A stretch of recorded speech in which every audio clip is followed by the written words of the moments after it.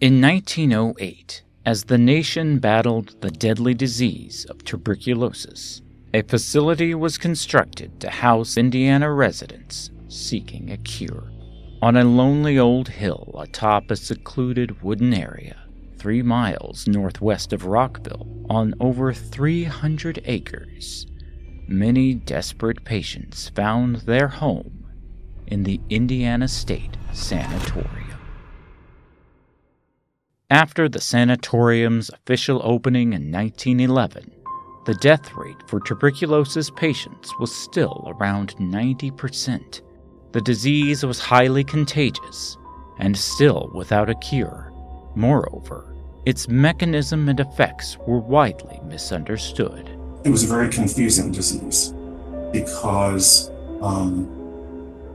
it could remain latent. It was a chronic disease, and it could wax and wane, and a person would seem to get better and then succumb to it again.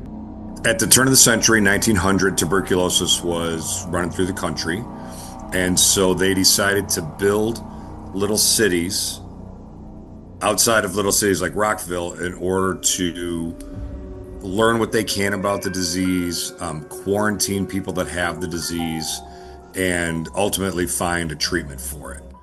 As containment became the end goal, the sanatorium became like a living, breathing entity, almost a city in itself. So they couldn't live in town and go to the grocery store in town because they were concerned about, spreading the disease. This facility has its own power plant, it has its own water treatment plant, and they grew almost all their own food here. So it was a very self-sustained community. But over time, that sense of isolation can take its toll.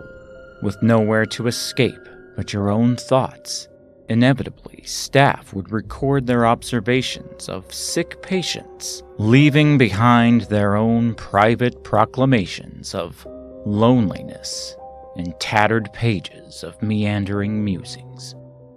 May 1924.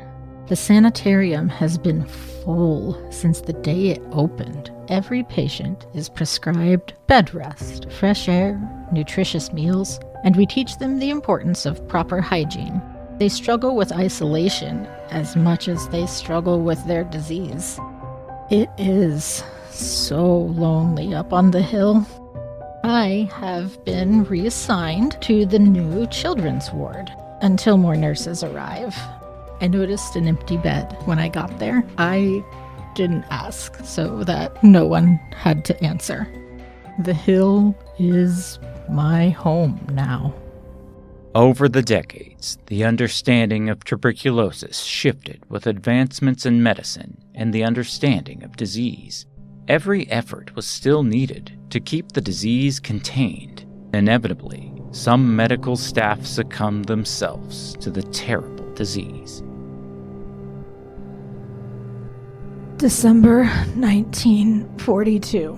The war has caused shortages in staffing, but not in patients. My rounds have been longer and more difficult.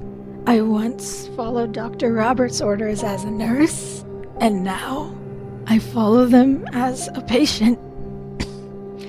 Coughing fits keep me from sleeping. Everything aches. Dr. Roberts says I need 𝑁𝒂𝒂𝒏𝒂 surgery to collapse and then reopen my left lung. That is, if I can recover enough strength. I haven't forgotten my patients.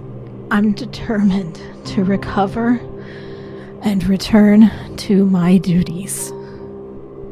Throughout the 50s and 60s, streptomycin started to be used as a significant cure for the disease. But despite the cure, so many patients were stuck, forgotten, no family left to visit. August 1961. There have been many changes at the Hill over the years, but one thing doesn't change: restless people with nowhere to go. Millard escaped again for the 4th time. The community is understandably furious. The doctor says we can't restrain unwilling patients for fear of injuring them in their weakened state. Our solution is a detention ward in the basement. It's 4 beds, barred up like a cage. Nurse Pauline supervises them, and I do not envy her. Still, treatments have become much better and less unpleasant since I started here. I hope it isn't much longer until we can all safely return home. By 1968, it was evident the tuberculosis hospital was no longer necessary, and so the state of Indiana shut the facility down. The property was converted in 1976 to the Lee Allen Bryant Nursing Home, which operated on the site until its closing in 2011. In 2019, entrepreneurs Greg Larson and Steve Sachin purchased the property as a means of restoring the facility to its historic form. It was not long after that, the ghostly whispers of the past began to make themselves known. Drafty chills and echoey hallways around every corner of the old hospital remind visitors of the suffering that once permeated the land. And the long-forgotten sufferers of tuberculosis, their memories still linger, still call out, waiting to be heard.